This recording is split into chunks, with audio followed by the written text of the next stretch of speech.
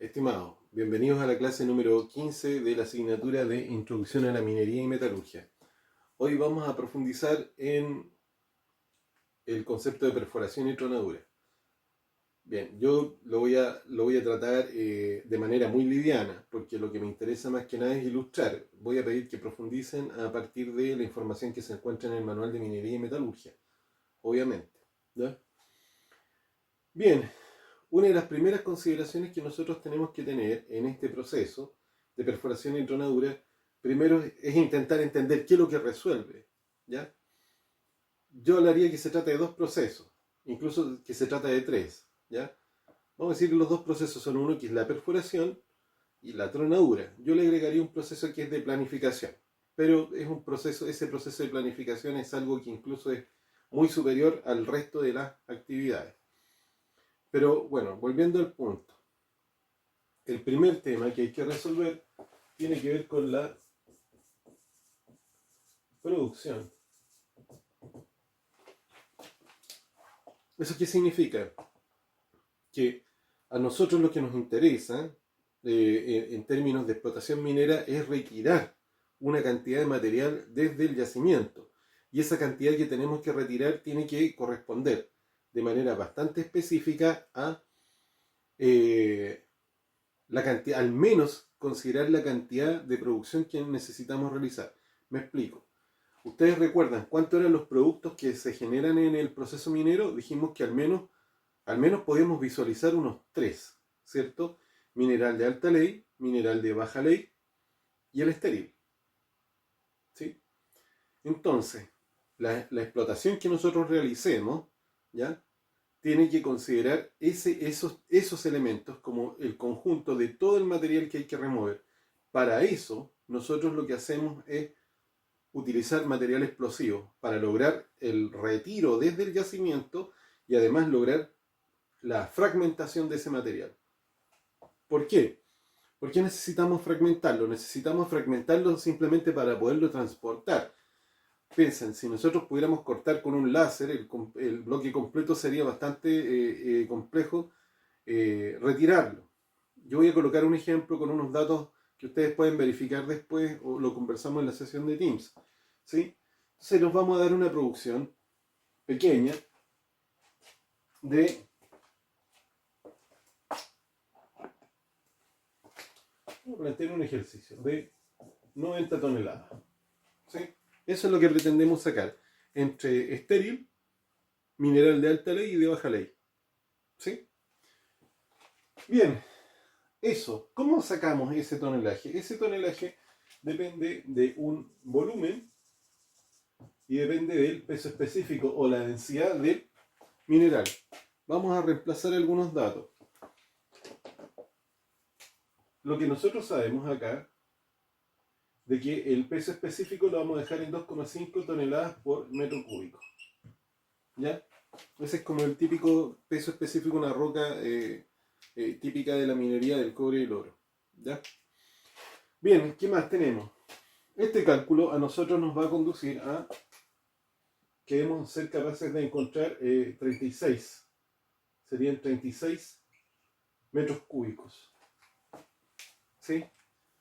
Eso es el dato que corresponde. Si yo despejo 90 toneladas y utilizo un peso específico de 2,5 toneladas, me queda que el volumen que debo movilizar es de al menos 36 metros cúbicos. Yo propongo el siguiente ejemplo, que tiene que ver con que esto debería tener las siguientes medidas. Al menos podría ser de 3 por 3 por 4 metros. ¿Ya? Pensemos que es un bloque más o menos cúbico. ¿Sí? Más o menos cúbico. Ahora, eso es el material que vamos a movilizar, producto de que necesitamos producir 90 toneladas, entendiendo un peso específico. Este es el volumen. ¿Ya? Ahora, ese volumen debe contar con unas características físicas bastante especiales. Vamos a decir las características, vamos a decir física química. ¿Ya? Bueno, la primera tendría que ver con las leyes y la proporción estéril mineral. Es decir, cuánta es la cantidad de estéril y de mineral que vamos a tener en esto. Lo voy a ilustrar con un dibujo, a ver si se entiende un poquito mejor. Según esto, nosotros podríamos hablar de una especie como de casi un cubo. Y agradezcan que soy re bueno para dibujar. Bien, ¿qué características tiene este bloque que dijimos que es de 3 por 3 por 4? ¿Ya? ¿Qué características? Ese es el bloque que a nosotros nos permite producir 90 toneladas diarias. En este caso, nosotros decimos que las características estaban las leyes, esta razón entre estéril y mineral, pero también van a aparecer otros, como por ejemplo la dureza. Bueno, hay muchas definiciones de la dureza, pero para poderlo ilustrar rápidamente, podríamos decir que la dureza no es otra cosa que una resistencia que pone la roca a ser, ¿cómo se llama? Fracturada. Es una propiedad física. Es como cuando uno habla de la resistencia que puede tener el metal comparándola, no sé, con un pedazo de madera. Entendemos que si le damos un golpe de karate a la madera, va a tener una respuesta muy distinta a si se la damos a un trozo de las mismas características, pero que fuera de acero. Y ni hablar si fuera un trozo de plumavit. A ese tipo de resistencia yo me estoy refiriendo. No es necesariamente la mejor definición de dureza, pero es la que les permite a ustedes entender cuál es el concepto. Es decir, esta roca tiene cierta resistencia a la fractura. Ahora, por el otro lado, también tenemos otros aspectos que están relacionados, por ejemplo, con la misma densidad. Son consideraciones, ya las hemos mencionado, pero son consideraciones. Y también tenemos otros que tienen que ver con la fractura. Es decir, la forma de fracturación o de fragmentación. Bien, quiero que piensen en lo siguiente, algo que ya les había mencionado. Resulta que cuando una roca es fracturada, a veces se fractura en muchos trozos de un tamaño considerable. Vamos a decir que son tamaños relativamente que los puedo ver. Y eso es como lo típico. Y un porcentaje pequeñito de material fino. Lo voy a tratar de ilustrar acá, que lo voy a tener que borrar igual. Miren lo que voy a decir. Si alguno de ustedes más adelante se van a acordar de este dibujo, lo vamos a decir así. Vamos a tener un porcentaje de material que es grueso y un porcentaje de material que es fino y otro porcentaje de material que es intermedio. ¿Ya? Este porcentaje que está acá habitualmente es como el 80% o más de todo el material. Entonces, podríamos decir que para el caso de las minas, la mayor parte del material está bajo las 40 pulgadas. ¿Sí? Y a veces hay un porcentaje pequeñito, es decir, más del 80%, está bajo las 40 pulgadas y hay otro porcentaje pequeñito que puede estar, vamos a dejarlo ahora exageradamente, que podríamos decir que es material fino, que se mide en micras. Y hay un porcentaje, perdón, este sería menor de 40 y aquí estaría un porcentaje que es mayor de 40 pulgadas, donde empezamos a hablar de colpas. ¿Ya? Eso es la forma en que se fragmenta la roca. Son consideraciones que tenemos que tener. Primero, la dureza y la manera en que se fragmenta. ¿Ya? Ahora, hay otras consideraciones que podríamos decir, la podríamos asociar como una suerte de textura, es decir, cuántas fallas tiene el material. ¿Sí? También son consideraciones a la hora del ejercicio de la perforación y tronadura, ¿ya? De las operaciones de perforación y tronadura. Bien. Ahora, ¿en qué consiste esto? Básicamente consiste en ser capaces de, vamos a pensar de la siguiente manera, vamos a generar una perforación que consiste en un ducto cilíndrico, el que vamos a llenar en algún momento con material explosivo, con el afán de lograr romper la roca. ¿Se podría hacer de otra forma? Claro, voy a explicar. A veces la roca tiene unas características tan especiales en algunas minas que basta con tener un cargador y el material se puede retirar. Pero para eso tienes que tener demasiada buena suerte. Yo solo lo he visto una vez, ¿sí? Y era un yacimiento de óxido que estaba bastante interpelizado y estaba la posibilidad de meter algunos cargadores y retirar el material. Claro, que había zonas donde necesariamente tenías que realizar la explotación por el método convencional. Bien, eso es lo que tenemos. Ahora,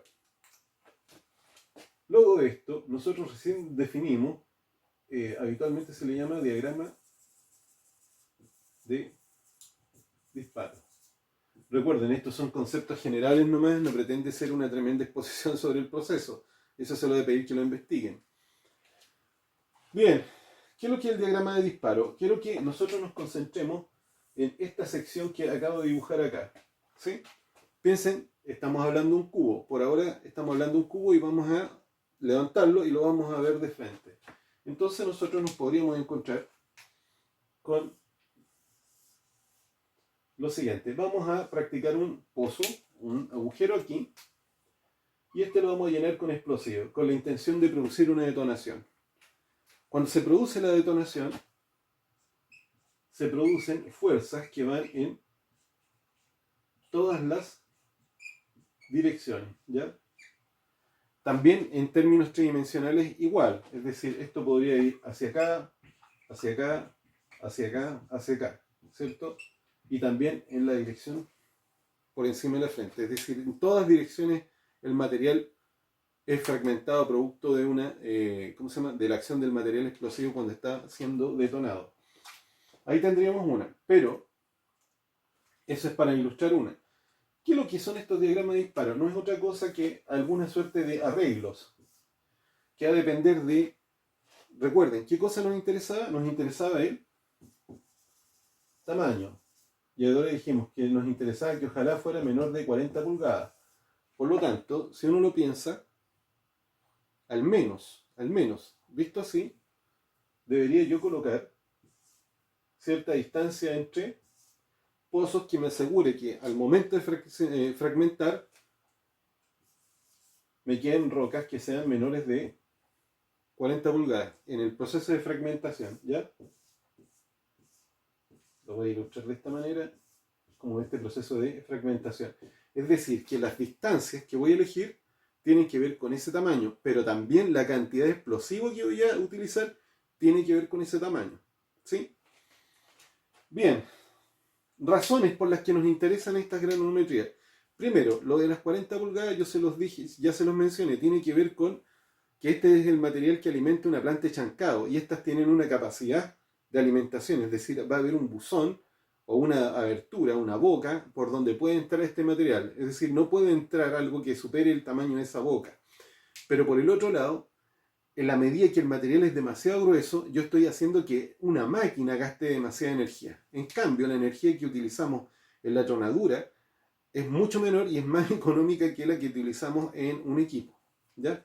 Por lo tanto, evidentemente, pareciera que el mejor esfuerzo o el esfuerzo más eficaz, o mejor dicho, eficiente, lo tendríamos que hacer en la etapa de tronadura, al menos para la primera fragmentación que se hace de la roca. Ahora, evidentemente podemos elegir muchos modelos, ¿sí? Muchos modelos. Esto es algo que van a tener que ir investigando ustedes.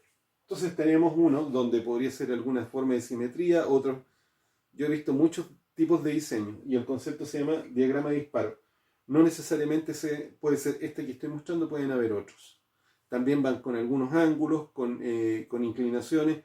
No todas las perforaciones tienen son perpendiculares a una frente o a una superficie, ¿ya? Bien. Ahora, ¿a qué obedecería eso?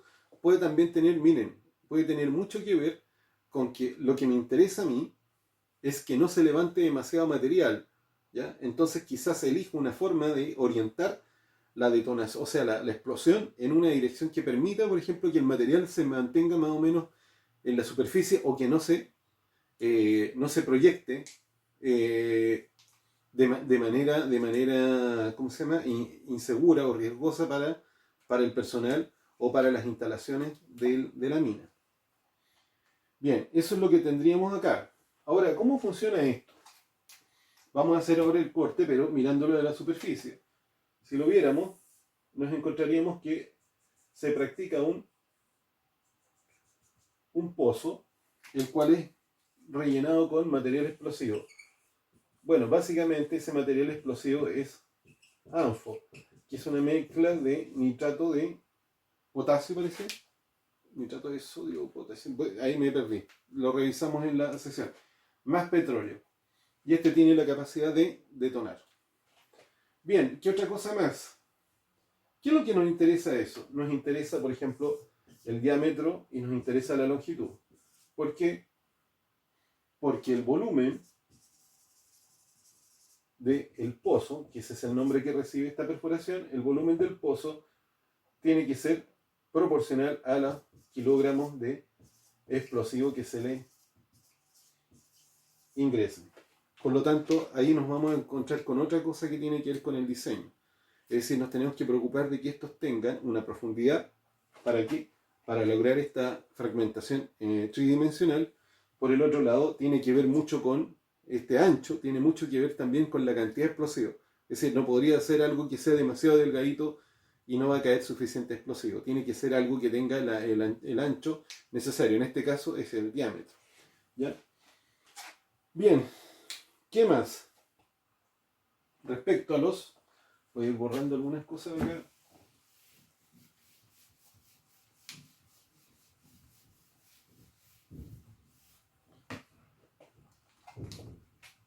Podríamos tener varias formas, pero vamos a pensar de que se trata de un túnel. ¿Ah? Vamos a pensar que este es el túnel y aquí vamos a colocar con mucha imaginación una máquina que perfora. ¿Ya? Yo no las recuerdo muy bien, ¿ah? Pero vamos a pensar de que se trata de algo que quizás tiene como esas características. Que los amigos mineros no se enojen, pero a pensar de que es algo como de ese estilo. Bien, ¿cómo funciona la perforación? Básicamente la perforación es a través de una lanza metálica que lo que hace es ir rotando y golpeando, ¿sí? Y opera por percusión, por abrasión, ¿sí? Esa es la manera en que se logra la perforación. Ustedes ya lo han visto, seguramente cuando habrán reparado cuando empiezan a hacer arreglos en la calle y se colocan algunas personas a hacer tirar el cemento, el concreto, lo hacen con este tipo de maquinarias, pero a una escala y con prestaciones muy distintas a las que se ven en la calle. ¿Ya? Bien, esa es una de las preocupaciones. ¿Qué es lo que nos interesa respecto a esto? Lo que nos interesa es utilizar el diagrama de disparo. Ese diagrama de disparo, ¿quién lo define? Lo define el área de ingeniería de la mina, que es la que le dice, bueno, hágalo de esta manera, y esta es la cantidad, y define la cantidad de explosivos que tienen que agregar. Esto es para la etapa de perforación. Posteriormente, una vez que ya están llenos aquellos pozos, lo vamos a dejar así para que se note que estamos viendo por debajo de la superficie. Bien, una vez que se ha definido, se procede a la instalación a la carga con el material explosivo. ¿Sí? Ahora, fíjense bien, esta perforación tiene que ser más o menos proporcional a ¿qué? A ese volumen que habíamos mencionado anteriormente. Y ese volumen está relacionado con las toneladas de mineral que se desean explotar. ¿Ya? Ahora, ¿esto qué es lo que significa? Significa que tenemos una relación evidente entre toneladas de producción, ¿ya? Y los kilogramos de explosivo.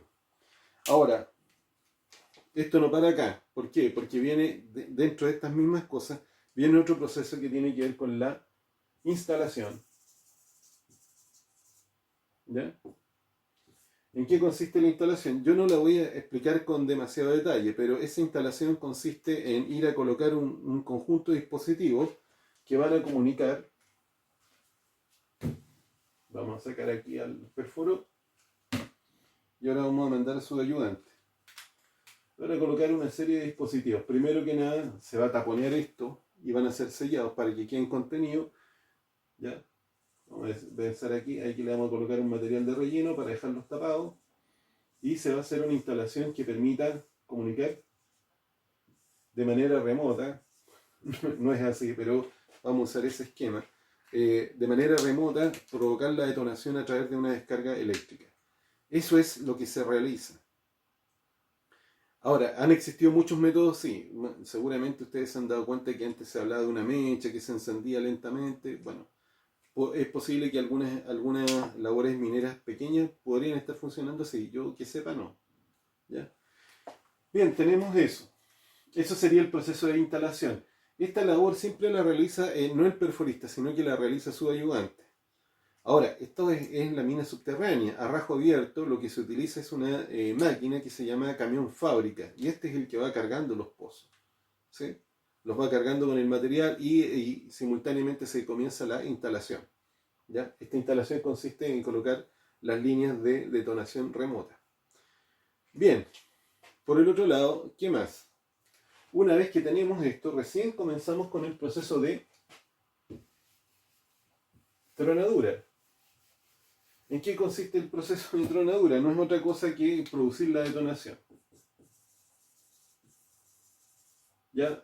¿Cómo lo visualizamos nosotros? Lo visualizamos como el reventón del material. Entonces quiero que se fijen en dos cosas. Si estuviéramos en una mina subterránea, la vamos a dejar de nuevo acá, ¿ya? O si estamos vamos a pensar que estamos a rajo abierto. Voy a dibujar los pozos de color azul para que se note de qué estoy hablando. Bien, ¿qué es lo que nos interesa? Ese proceso va a generar una cantidad de material que se va a proyectar necesariamente por fuera de la frente, que es esto que tenemos aquí.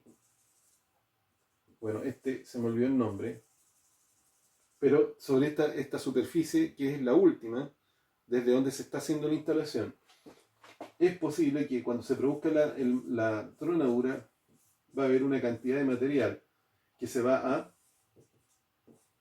proyectar, producto de la misma fragmentación. Ahora, ese material puede tener algunas características, puede que sea bolones de 40 pulgadas o más, o puede que sea material un poco más de menor tamaño, entre, no sé, estamos hablando desde 1 centímetro hasta 4 o 5 centímetros, pero también una buena cantidad de material demasiado fino, ¿ya? Una buena cantidad de material demasiado fino. Bien. Esta cantidad de material podría no suponer ningún problema que no sea solamente los aspectos medioambientales. Recuerden que ya los revisamos, ¿cierto? Ahora uno dice, todo bien si estamos acá. ¿Por qué? Porque el material igual queda dentro de la mina, pero si estuviéramos hablando de óxidos, recuerden lo que les mencioné, en los óxidos, el material con mayor ley, con la mayor concentración de cobre, en este caso, se encuentra en el material más fino. Por lo tanto, esto es una medida que hay que controlar. ¿Eso qué significa? Que todo el proceso que he mencionado antes requiere un diseño especial. ¿Para qué? Para que este material no sea tanto lo que se proyecta. Ahora, pero también tenemos otro problema, eso es el fino. Otro problema son estos bolones que salen rápido. Hay algunos que logran a veces, producto de la cantidad de energía que se ejerció sobre ese pedrusco, por llamarlo de alguna manera, fue tanta que logra proyectarlo mucho más lejos de lo que corresponde. Por lo tanto, ojo con eso. ¿Sí? Bien, esto sería lo que tenemos hasta ahora, perforación y tronadura, pero también hay algunos otros aspectos. ¿Sí? Por ejemplo, en el caso de la mina, cuando se produce esa detonación, una vez que se ha producido, hay que preocuparse, lo voy a dibujar aquí,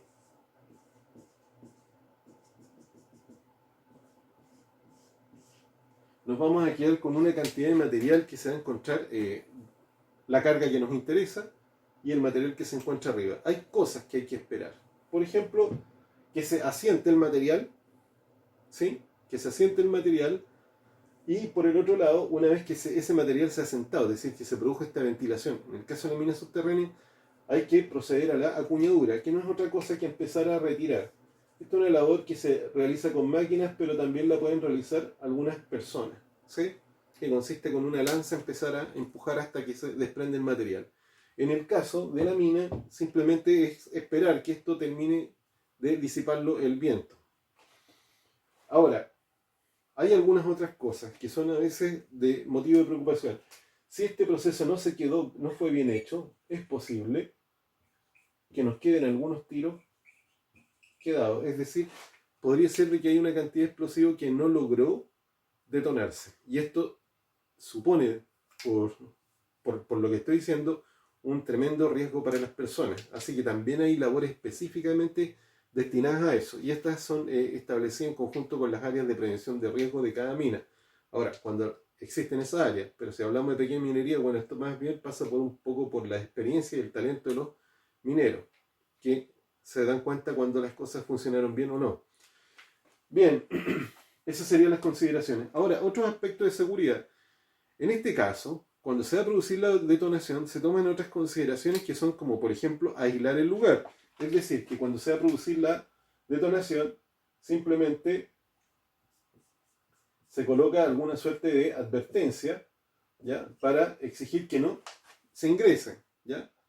Ahora, también esto se define por horarios. Por ejemplo, en la mina subterránea, en esos momentos se restringe el acceso de vehículos, de personas, tienen que retirarse del lugar, se toman medidas de esa índole.